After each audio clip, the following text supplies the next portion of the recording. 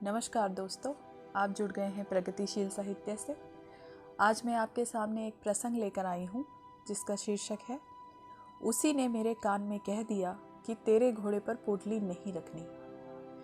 प्रभु का निराकार स्वरूप हर मनुष्य के जीवन में अपनी भूमिका निभाता है। यह हमें विवेक प्रदान करता है जो स्वयं भी निराकार है। एक प्रसंग ध्यान में आ रहा है जो मेरी माताजी मेरे बचपन में मुझे सुनाया करती थी। एक बार एक बुजुर्ग माता अपनी पुत्री से मिलने के लिए जा रही थी। पुत्री के घर जा रही थी तो खाली हाथ कैसे जाती। एक बड़ी पोटली सिर पर रखी थी। गर्मी के दिन थे, सूरज का ताप खूब चुभ रहा था। इस कारण तीखी गर्मी के मौसम में पैदल चलना और भी मुश्किल हो रहा था। एक घुड़सवार पास से गुजरा तो माता के मन में शुभ आशा जागी और उसने घुड़सवार से कहा, बेटा, इस धूप ने मेरा चलना मुश्किल कर दिया है। मेरी पोटली अगर तुम अपने घोड़े पर लाद लो तो बड़ी मेहरबानी होगी। उसने गर्म आवाज में कहा, बुढ़िया, क्या तुझे दिखता नहीं है मेरे घोड़े को कितनी मेहनत करनी पड़ रही है, जबकि गर्मी पहले से बहुत ज़्यादा है। मेरा अपना वजन भी कम नहीं है।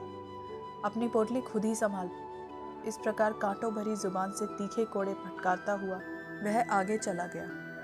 अभी वह थोड़ी दूर ही गया था कि उसके दिमाग में यह कुटिल विचार आया कि बुढ़िया की पोटली में न जाने क्या क्या माल हो। अगर घोड़े पर पोटली रख लेता तो यह घोड़ा मर थोड़ी ही जाता। बुढ़िया तो धीरे धीरे ही चलती पोटली लेकर। मैं चलता बनता, सारा माल मेरे हाथ में आ जाता, बुढ़िया को पता भी ना चलता। उसे बातें बनाने की अपने हुनर पर बहुत भरोसा था। उसने सोचा कि अब भी कुछ नहीं बिगड़ा है, बुढ़िया को तो मैं चुटकियों में बहका लूंगा। वह वापस गया और बनावटी नम्रता से बोला, माताजी, वाकई गर्मी बहुत ज़्यादा है। मेरा भी दिमाग घूम गया।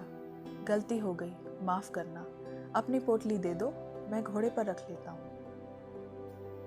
बुजुर्ग माता ने दुनिया देखी थी, जीवन का खूब अनुभव था। बुढ़ापे में शरीर तो पूरा साथ नहीं देता, लेकिन तजुर्बा खूब हो जाता है।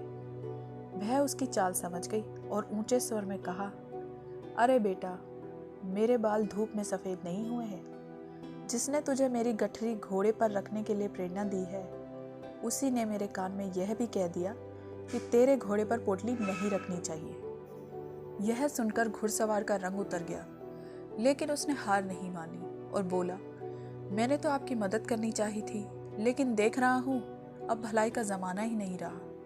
उसकी यह बात भी माता को पिघला नहीं सकी और वह चुपचाप आगे बढ़ती रही। भीतर से तो उसे लगा कि उसकी चोरी पकड़ ली गई है, लेकिन कुटिल लोग जल्दी हार भी नहीं मानते। अब भलाई का ज़माना नहीं रहा, यह बड़बड़ाता हुआ वह खिसियानी सी सूरत लेकर अपने रास्ते चला गया।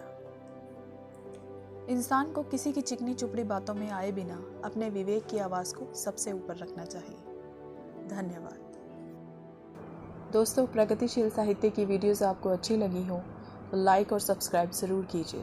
Thank you.